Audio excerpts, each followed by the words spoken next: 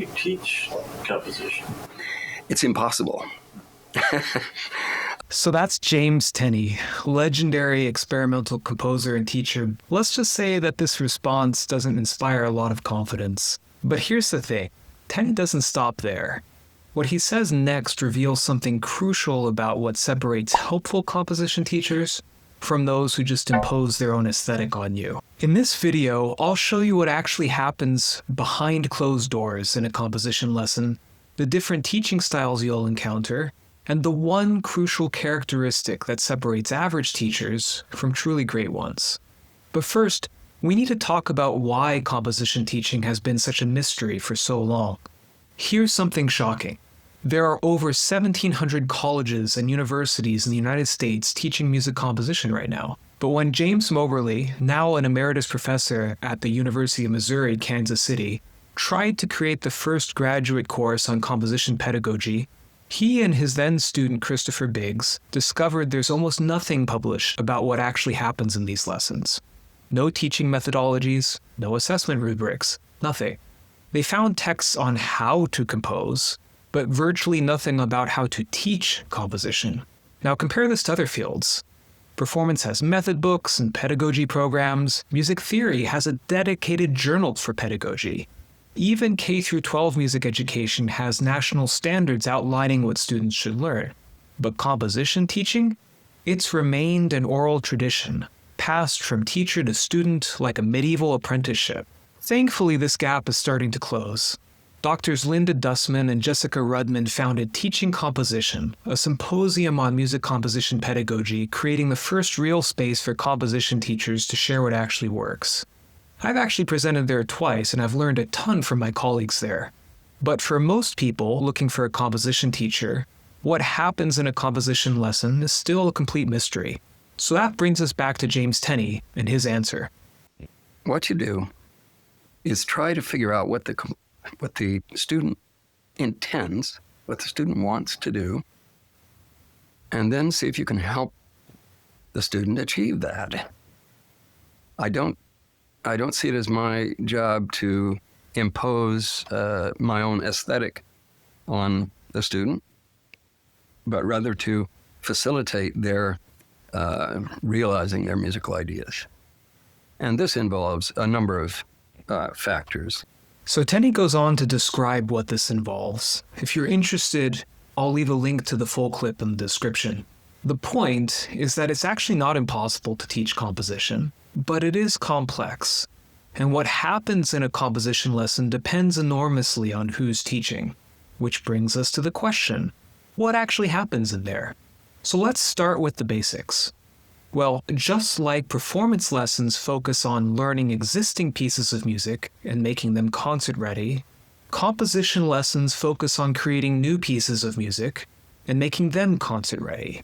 You bring whatever you're working on, and your teacher helps develop it. But here's where it gets interesting. Composition lessons often veer into filling gaps that don't get addressed elsewhere. Music theory concepts that you missed, repertoire that you didn't know, aesthetic questions about which you're trying to figure things out. Even logistical concerns about how to prepare parts or work with performers. And what this actually looks like varies tremendously depending on your teacher's approach. So let me walk you through the different types of composition teachers you'll encounter. Let's just get the notorious one out of the way first, the curmudgeon. Almost every composer has heard stories about this type, and too many composers have studied with one. This is the teacher where nothing you do is ever good enough. This is the kind who has a reputation for leaving students in tears at the end of lessons, who, if you come to a lesson unprepared, will show you the door and tell you to come back when you have something worth sharing. These teachers were mostly a 20th century thing, but they still exist, and I'm mentioning them to you now so that you know to avoid them, and that if you do have the misfortune of having one, not to take what they're saying seriously or personally, just go find another teacher. That's the best thing that you do with your time, and that's the best way that you'll get good advice on your composing. Thankfully, like I said, most composition teachers aren't like that. And understanding their teaching angle can help you figure out what kind of teacher will help you grow best. First up, there's the growth-oriented teacher. This is the kind of teacher that will give you a bunch of exercises to help expand your composing chops. whether this is giving you a new style of harmony to work with or a specific composing prompt. These teachers, their goal is to help grow your skill set. And so you might not be working on exactly the kinds of pieces that you'd want to be writing with this teacher, but by the end of working with them, you're going to have more tools in your toolkit. For me, I experienced this in some of the introductory composition courses that I had as an undergraduate. And so these weren't private lessons, but they were group composition classes where we were given specific instrumentations and very specific types of music to write for them. Next up, there's the artist. This teacher often spends most of your lesson time brainstorming ideas together, talking about possibilities and expressive intent. And so you might not end up spending as much time talking about the actual notes on the page, but you'll have a really great time talking about the vision or the concept of what you're trying to communicate. Lessons with these teachers can be fun because they'll often bring out the playful side of composing. Studying with electroacoustic composer Stephen Ricks was like that for me. There is this poem that he shared with me once in a lesson, Things That Happen Once by Rodney Jones, that still sticks with me to this day, and I still think about it in relation to my composing. Closely related to the artist is the academic. They treat composition lessons like they're kind of a musicological field study, emphasizing aesthetics and repertoire and critical perspectives. They'll talk with you about the social function of your music and how it fits into music history. They're interested in the context and meaning of your pieces just as much, if not more so, than the details of your craft. Micah Hicks at BYU was a great example of this for me. An award-winning scholar, lessons with him were fascinating for the questions that he'd raise. Then there's the analyst. This is the teacher who digs into the technical details of your piece, getting into the weeds of your voice leading or your orchestration to make sure that everything that you write works and that your ideas are coming through clearly. When I studied with Yue Chang at Brandeis, that's how she approached our lessons. I'd literally sit there for 5, maybe 10 minutes in silence as she carefully read and dissected the music that I brought. David Rakowski was like this too, although he was, much more avuncular in his approach. Lessons with both of them were fascinating because I always came away understanding my music better than when I walked in the door, which had this twin effect of not only feeling better about how clever I was, but also clearly seeing all the different ways I was still falling short of my vision. I remember one lesson with Davey where I brought him some oboe solos that I was working on. He looked at the first movement for maybe a minute, and then he just casually tossed off something along the lines of, "Oh, I see that you're doing da-da-da-da-da in this passage." And I responded, "Yes, exactly. You got me." I had no idea that pattern was happening in my music, but he picked up on it right away. It was really impressive, and I always loved lessons that were like that with teachers. The editor takes a different approach entirely. This kind of composition teacher will ask you questions about every single notational choice that you made on the page. David Zubey at Indiana is legendary for this. I got to study with him for a few weeks at Brevard one summer. At first, this approach caught me like a deer in the headlights, but I came to really admire it. There are meaningful reasons why it's so effective. First, these kinds of details are the exact questions that musicians and conductors are going to be asking about your score anyway. Getting into the mind of an interpreter is something that composers don't do often enough. If what you imagine is not reflected on the page, then it doesn't exist for the performers. You're just hoping that the interpreter can read your mind. Second, thorough notation indicates how clearly you understand your musical ideas. While you don't want to over-notate your scores, most young composers have the opposite problem. Their sloppy or draft-like notation is evidence that they haven't fully thought through their musical intentions.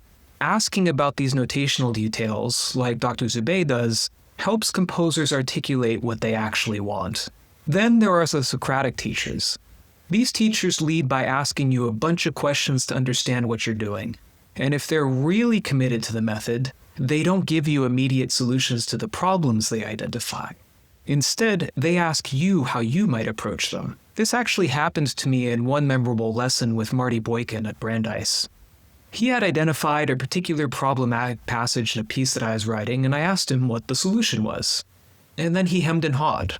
He didn't want to overly influence me, and I respect that. But finally, I was able to convince him that what I really wanted was just some starting points. I wasn't planning on taking his ideas verbatim, and so he was able to give me some good pointers. Lastly, there's the therapist. This is the teacher who's there to talk about all of your artistic and personal anxieties. They understand that artists have complicated inner lives and backstories, and that creating music is often deeply entangled with the psychology of just living everyday life. When I started my PhD at Brandeis, Eric Chazalo was this for me. I was still a hot compositional mess at this point, and I remember multiple lessons where Eric calmly listened to as I poured out all my anxieties and gave me the confidence to keep composing. So now I'm curious to hear from you. Who are the composition teachers that you studied with, and what were they like? What kind of approaches did they take? Did they lean more to one kind of approach, or did they blend a bunch of different approaches together? One of the things I especially appreciated about working with all of my mentors at Brandeis is how they could move from talking about very specific technical details to big picture aesthetic questions, to therapy sessions, to recommendations for score study, to notational tweaks, and they do all of this without batting an eyelash. Many compositional teachers blend approaches like that. They'll draw from multiple methods depending on what you need in that moment. This is important because your needs change over time. One style might work better for you when you're younger, while a different approach serves you better as you develop. But regardless of teaching style, the best composition teachers share one crucial characteristic. The best composition teachers leave you feeling inspired to write more music, and they give you the tools to do it. So how do you find a composition teacher like that? Local universities are a natural place to find teachers, although many of them already have full student loads. Independent composers not attached to any institution often have more flexibility. You may also consider reaching out to composers that you admire. Even if these folks might intimidate you, you might be surprised about who's available. Now, when you do find a teacher, here's what you want to pay attention to in your first few lessons. Some questions to consider. First, do they take the time to understand your artistic vision? Next, do they ask you questions about your intentions? How do you feel when you walk out of that lesson with them compared to when you walk in? Are you excited to go back to work? Do you feel like you understand your music better because of this lesson? Trust your gut on this. If a teacher leaves you feeling deflated or confused about your vision, keep looking. The right match makes all of the difference. If you're trying to find a composition teacher right now and you'd like some help navigating your options, I've built a network of excellent teachers over the years. People who embody these principles of helping you find your own voice while giving you the tools to grow. I can connect you with teachers like that who might be a great fit for where you are right now. That could include working with me in the Wizarding School for Composers if that interests you, but I regularly recommend my students to different university programs and to teachers who live locally to them. My goal is to help you find the right match, so if it'd be helpful, you can find the link down in the description below to schedule a conversation with me. I look forward to chatting with you.